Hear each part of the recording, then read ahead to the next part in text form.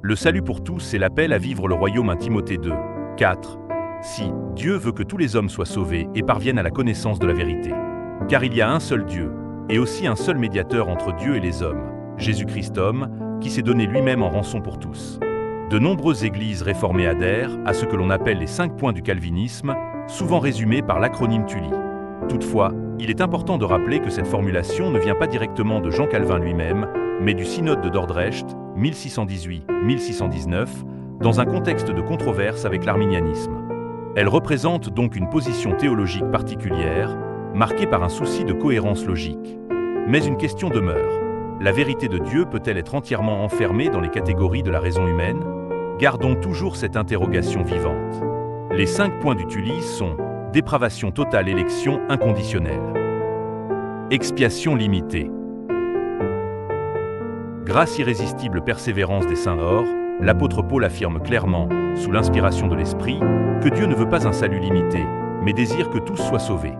Pour cela, Dieu a donné son Fils, Jésus-Christ, unique médiateur, comme rançon pour tous les hommes. Paul lui-même a été établi apôtre pour annoncer cet évangile. Et c'est lorsque cet évangile est proclamé et reçu que la volonté de Dieu commence à se réaliser sur la terre. Il faut des témoins pour annoncer la parole et des cœurs pour y croire. Ainsi s'ouvre la porte du salut pour tous. Dieu veut sauver tous les hommes, mais il appelle aussi chacun à participer à cette œuvre de salut. Cette participation, entendre, croire, répondre, fait partie du chemin même que Dieu a établi. Une tension apparaît alors. Le calvinisme met fortement l'accent sur la souveraineté de Dieu. Si tel est le cas, la volonté divine de sauver tous les hommes devrait nécessairement s'accomplir. Pourtant, la doctrine du salut limité affirme que seuls certains sont choisis, tandis que d'autres ne le sont pas.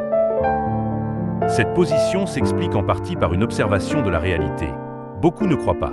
Pour rendre compte de ce fait, on en est venu à affirmer que le Christ serait mort uniquement pour les élus. Mais en cherchant à tout expliquer par la logique, on risque de tomber dans une contradiction interne. En vérité, nul ne sait qui sera finalement sauvé. Comme le rappelle Matthieu 7, 22-23. Même ceux qui accomplissent des œuvres puissantes au nom de Jésus peuvent ne pas être reconnus par lui. Ainsi, notre tâche n'est pas de trancher théoriquement entre salut universel et salut limité. La vraie question est ailleurs. Comment vivons-nous le royaume de Dieu dès maintenant?